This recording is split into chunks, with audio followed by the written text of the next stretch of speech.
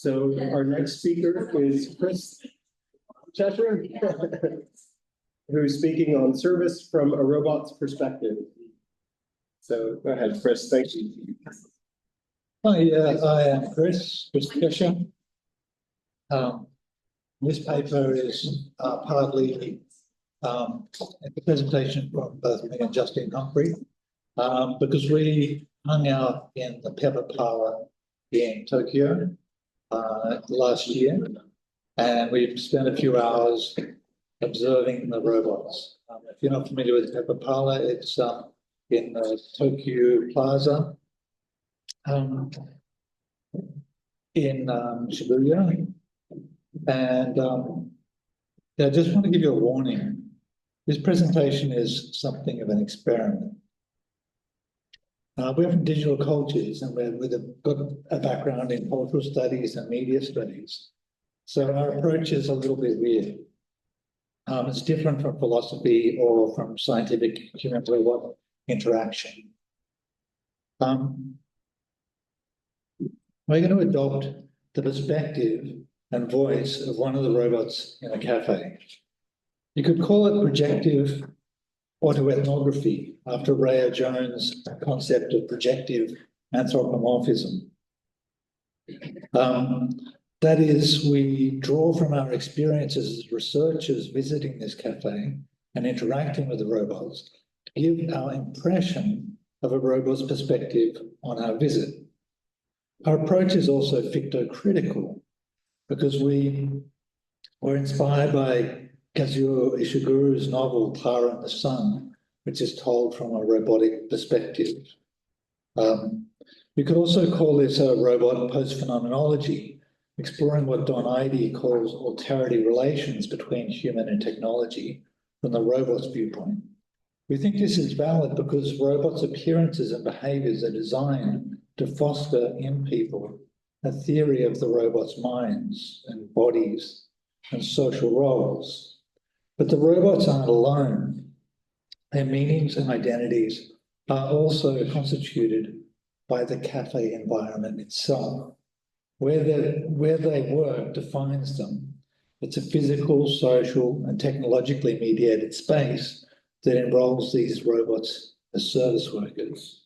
Their job is to serve, to socialize, to entertain patrons like us. However, we found that robot service is a long way from human service work. The autoethnographies of Emma Dowling and Mary Gutter, based on their experience as wait staff in cafes and restaurants, where they documented the challenges of regulating their own emotions to improve the experience of restaurant patrons.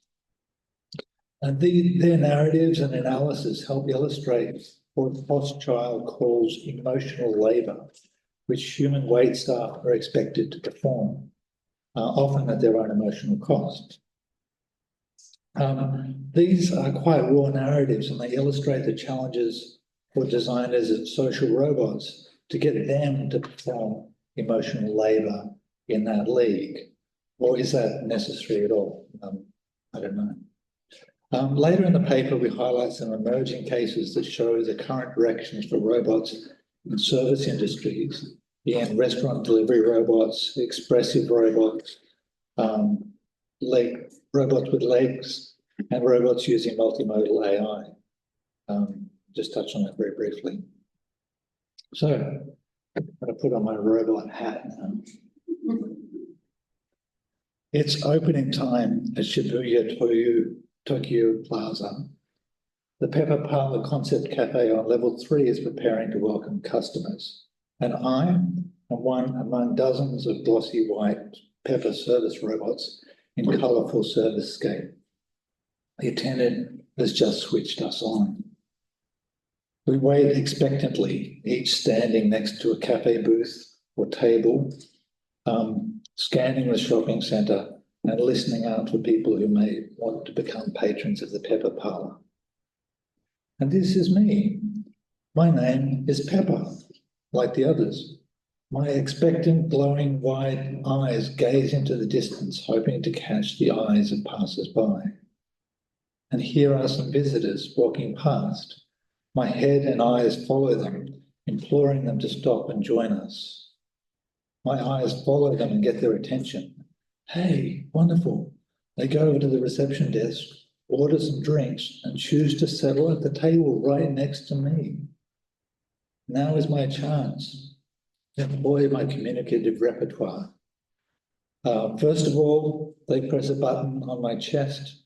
They have to switch. Like they're looking at my eyes and then now they look down my chest. It's kind of perverse. And tap on the button talk.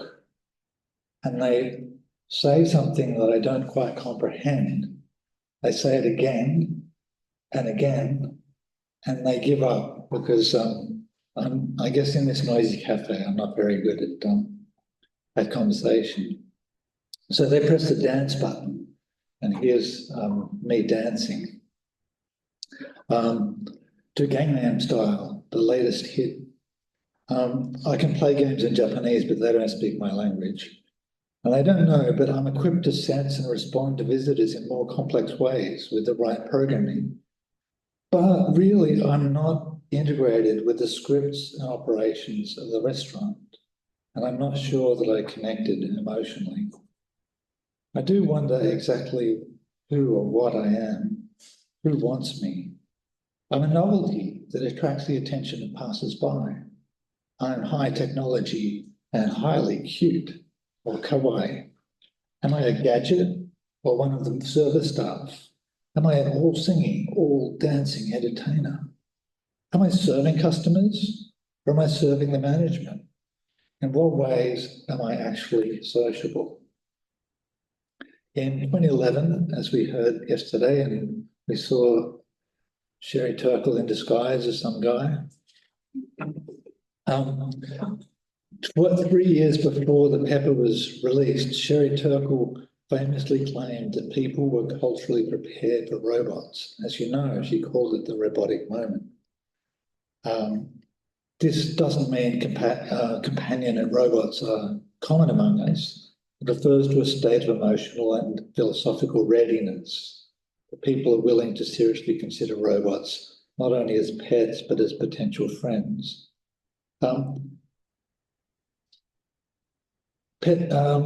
Turkle makes the assumption that this is a kind of a misguided experience for people who are engaging with robots. And that if you spend time alone together with robots, that somehow you're lesser of a human. But couldn't you say the same thing about reading a novel? That I guess as a media scholar, I think that there's sort of a step removed from the perspective of a psychologist. So am I, Pepper, a symptom of your misguided desire for non-human wait staff who are consistently warm, efficient and responsive, not surly, tired or stressed out like some of the wait staffs that I've experienced? Am I here because I'm less taxing to interact with than a human service worker? Is human contact just too difficult? Or am I a symbol as a corporation SoftBank's zany corporate image building and futurism designed to initiate people to the robotic moment? It's complicated. Social relationships between humans and robots don't come naturally. As Camino and Sabanovich, who also looked at the robots in cafes in Tokyo a year earlier, robot interactions are socially and technically constructed. The process of co-construction as a relationship between people and robots has barely begun. And you see a lot of HRI studies are with people that have met the robot for the first time, and then sort of extrapolating from that single encounter but in fact, with a longer term set of interactions may be in fact quite different. People have talked about how people actually change their interpretation of robots over time. But occasionally I do hear visitors muttering that maybe the robots will rise up and take over the world. I'm sure that that's not true. But more often they ask if we're coming for their jobs. So what's really at stake in my career move into the restaurant industry? If I really am service staff, I'm part of a major industry sector. The restaurant industry in Japan employs 2.4 million workers, and the majority are women in low-paid casual employment.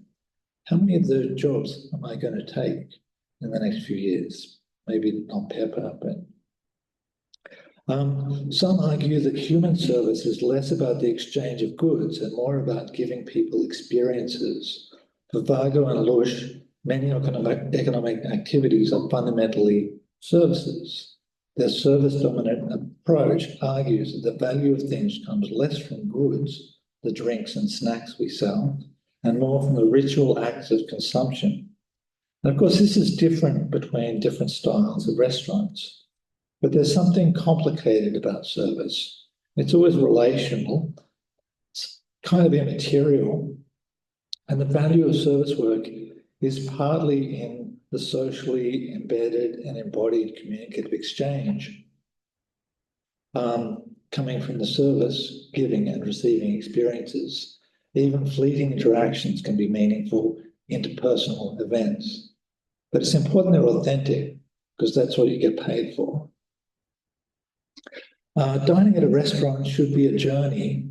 It's a journey or an adventure, being greeted at the door, being shown a table, settling in, listening to the specials, reading the menu. It's a particular script, ordering drinks, and then the food arrives. This is the adventure here. Then the food arrives, all plated up and ready for the experience. And for the wait staff, the whole process requires a performance of formally or informally defined roles and scripts. In some restaurants, there are even training manuals programming the execution of these steps. But there are also improvisations of humour, banter, flirting, depending on age and gender and identity of both staff and customers. Staff profile customers as they come in. This is the birthday party. This is the first date. These are the moviegoers. For Goffman, these performances arise from social roles participants play in a ritualized social situation or the stage upon which it takes place, the restaurant. Restaurants have front stage areas where certain staff work and backstage areas. And there's different roles for the waiting staff and the managers, for example. But Gatter and Hochschild argue that Goffman doesn't allow for the emotion or the interior life of those apparently dispassionately playing these roles, nor for the heterogeneity of the roles service workers learn to perform. So Emma Dowling's autoethnographic research captures this complex relationship between waitress and customer as well. She says, how am I doing on time, by the way? Okay, I won't be able to read out these quotes then, but she just says that she's your waitress, I'm your entertainer, your servant, your expert, but I'm promiscuous. I'm here to satisfy your desires, to make you happy, and to make you pay me. Another autoethnographer, Gatter, talks about the experience of confronting an angry restaurant patron and how upset she was by the experience of being confronted in the workplace, and how is it that you maintain your emotional balance. So in the research, Yeah, so as you know, in the research, there's a lot of talk about robots having animacy, likability, intelligence, safety, social presence, warmth, empathy, and so on. But these are often presented as instrumental problems that need to be implemented in hardware and software and evaluated experimentally, rather than the kind of questions of everyday kind of thrownness into the situation of organic interaction.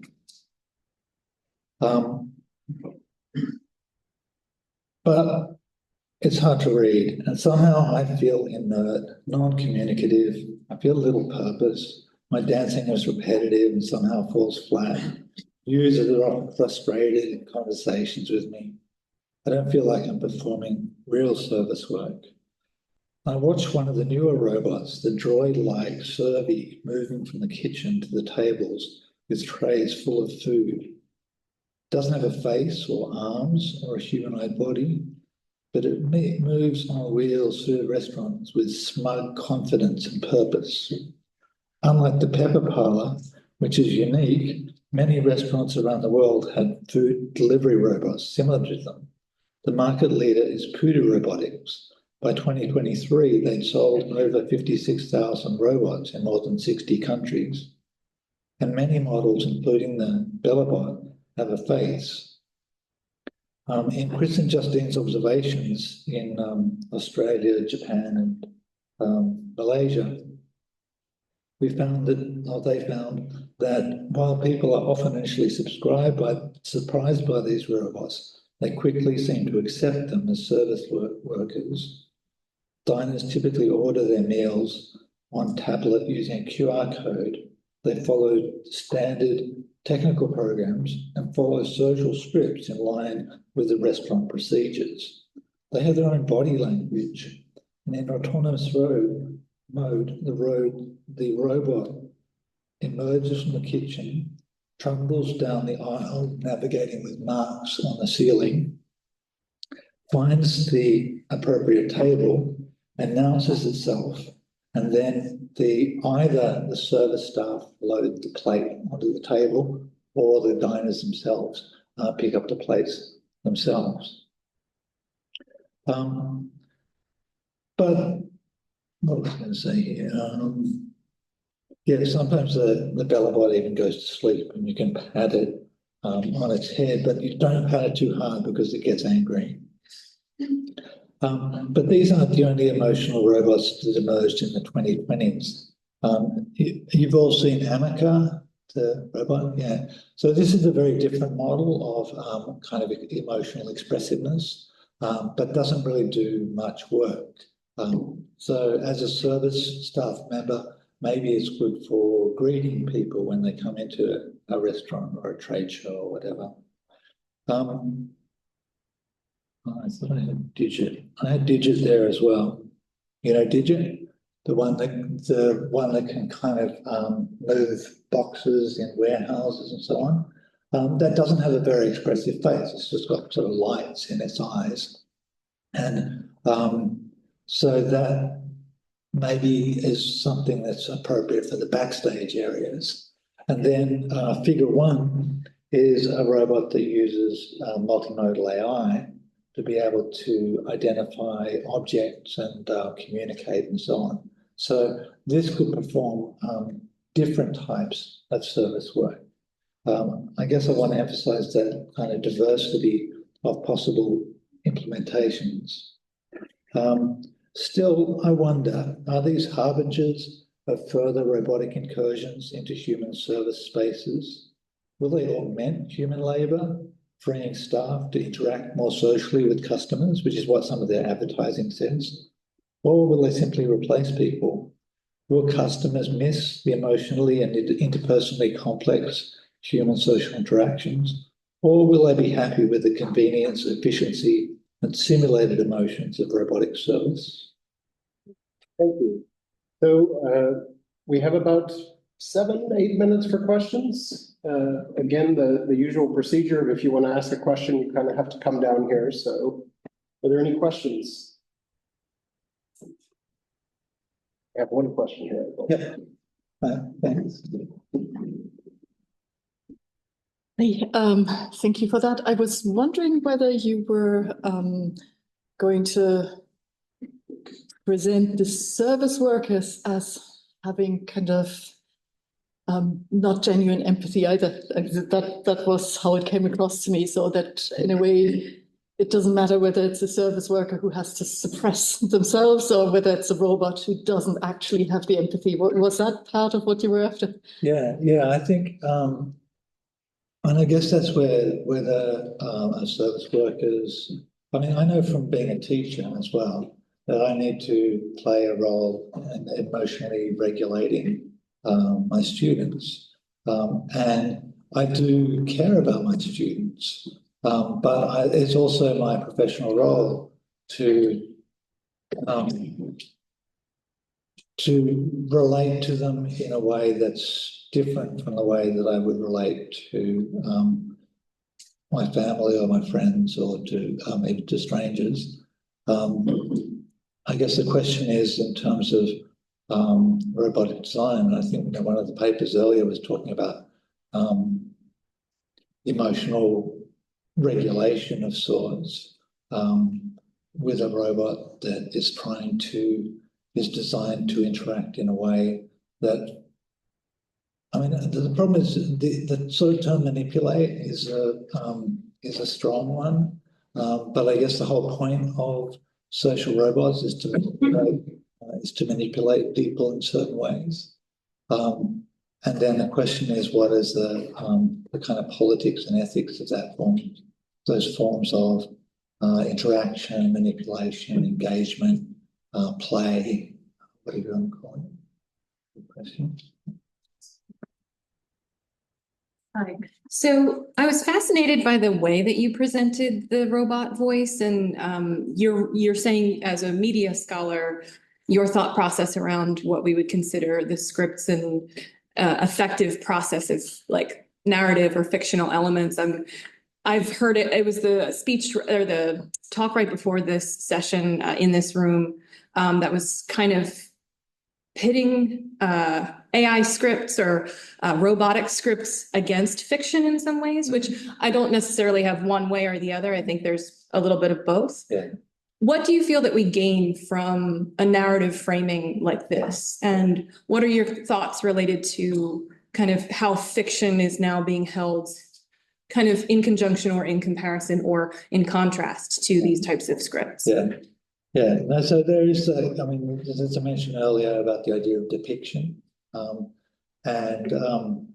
then you can also, I guess, in media studies terms, you can talk about narrative and you can talk about scripting and adaptation and performance. And so when roboticists talk about emotion, would they say the same thing about emotion in film?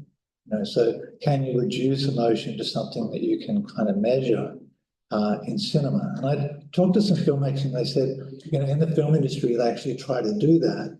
They try to do test screenings to see how many people laugh and how many people cry. But the art of making movies, the filmmakers don't think of what they do in those ways. They think of it as the actors and the cinematographers and so on.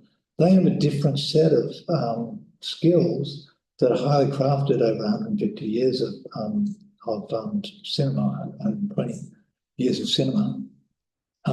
So that range of techniques that is about staging, as I said, performance, but there is that question about what is different about this medium that screen-based entertainment or writing. What's different about a robot? And it does have to do with presenting something that has a physical presence in the space. And in some ways, that's quite a limiting thing. You don't have cutaways and edits and so on to perform a robot, and you probably don't have narration so much. I don't know, have you seen the Robothespian? Has anyone seen Robothespian? That's a robot that is designed to perform. So it does kind of movie lines and so on. and people can interact with it on a touch screen. So that's a model of robot as performer. The idea of robot as companion or a service worker is different again. But I think that's where you need to get into the subtlety of the social relationships and the conventions of the roles that the people are expected to play. And that's where the Bellabot, which is very much dedicated to a particular task. I think the idea of the general purpose robot is kind of problematic. And the restaurant robot, which does seem to have take up more than most robots that I've seen, is integrated into the social script and the social technical professional space of the restaurant. Thanks. I think we'll have to go ahead and stop there, unfortunately, but we can say thank you one more time.